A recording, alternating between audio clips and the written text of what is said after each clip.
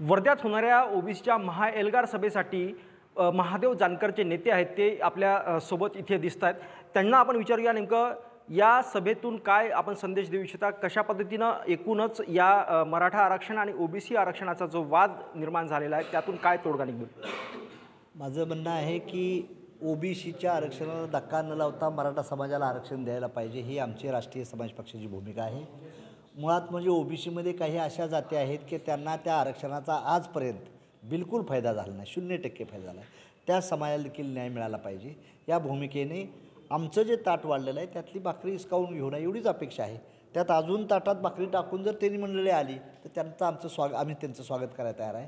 मराठा समाजाला आरक्षण मिळायला पाहिजे, मराठा समाजाला आरक्षणाच्या विरोधात आम्ही नाही, परंतु आहे त्यात ती काय केला ताट वाढवलं पाहिजे, त्याचं स्पॅन वाढवला पाहिजे, पर्सेंटेज ऑफ द रिझर्वेशन ते वाढवण्याचा प्रयत्न केला पाहिजे आणि नंतर ते करावं म्हणून आणि ह्या माध्यमातून ओबीसीला जागृत करण्याचं देखील आमचं काम चाललेलं आहे।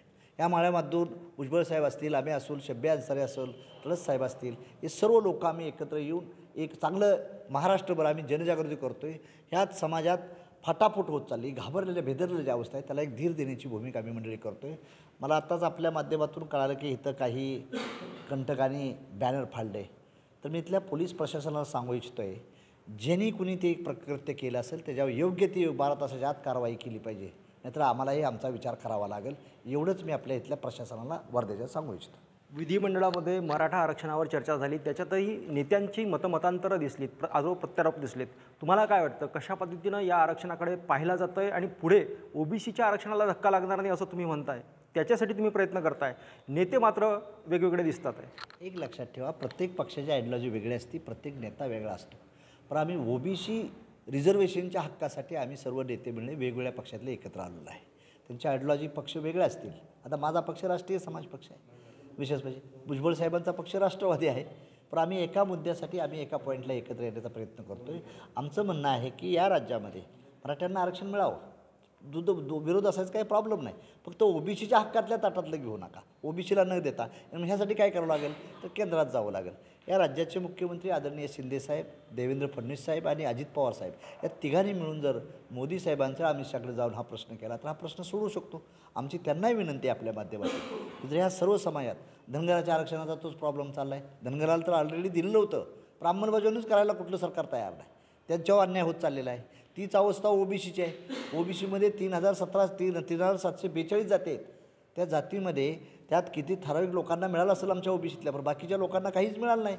त्यांचं IAS नाहीत, IPS नाहीत, गव्हर्नर नाहीत, MLA नाहीत, MP नाहीत, कुठं निर्णय प्रक्रियेत नाही, मीडियामध्ये कुठं स्थान नाही। मग हे जर जायजा होऊ द्या ना।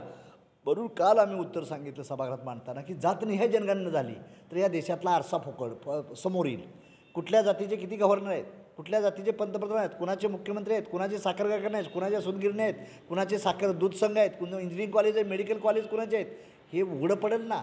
सरकारी जमीन कुणी लाटले आहेत हे उघडं पडेल, त्यात ओबीसीचा कुठं वाटा आहे, कुणाला मिळाले।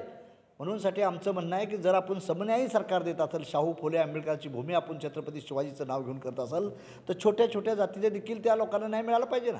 काँग्रेसचे विरोधी पक्षनेते विजय वडेट्टीवार या सभेला नाहीत, विशेषतः पोस्टरवर सुद्धा त्यांचं फोटो कुठे दिसत नाही आहे, काय सांगाल यावर? मी आता जवळजवळ वर्धा शहरातून सर्व फिरलो तर 90% पोस्टरवर विजय वडेट्टीवारचा फोटो आहे। सभास्थळी जे पोस्टर लावलेले आहेत आणि सभास्थळी स्टेजवर जे पोस्टर लावले आहेत त्या ठिकाणी विजय वडेट्टीवार साहेबाचा पोस्टर नाही आहे। नाही, तिथं आता मी गेलो नाही, पण मी आता तुमच्या शहरातून सर्व फिरलो मी, कारण मी मिनिस्टर असताना देखील मी झेंडावंदन करायला वर्ध्याला यायचो, त्यामुळे वर्ध्याचं मला सर्व माहीत आहे।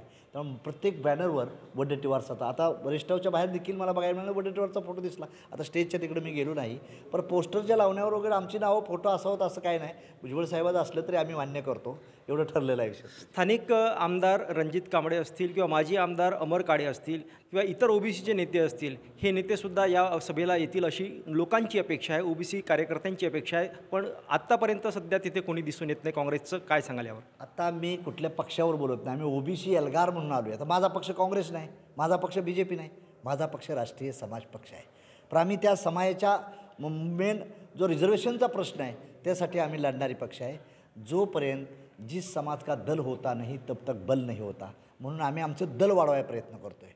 आमचा इशारा देणारा माणूस कोण दुसरा बनवत नाही. आणि काँग्रेस आणि BJPचा इशारा देणारी माणसं असतात. आम्ही त्यांच्यात नाही. आम्ही स्वतःचं दल उभा करून आज इथं उभा राहिलेलो आहे. आणि आज मी आमदार आहे. RSPच्याच तिकिटावर माझा एक दुसरा बी आमदार निवडून आला आहे राष्ट्रीय समाज पक्षाचा. त्यामुळे I am not demander, we are a commander. आम्ही आमची सत्ता प्रस्थापित करण्यासाठी आम्ही फिरतोय. त्यासाठी ह्यातून आजच्या मेळाव्यातून लोक किती येत हा बघणार नाही.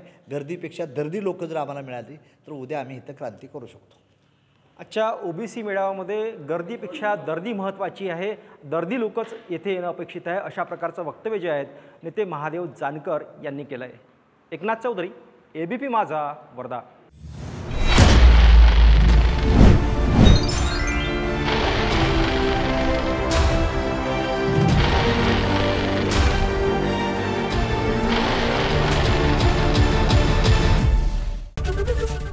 ABP माझा, उघडा डोळे बघा नीट.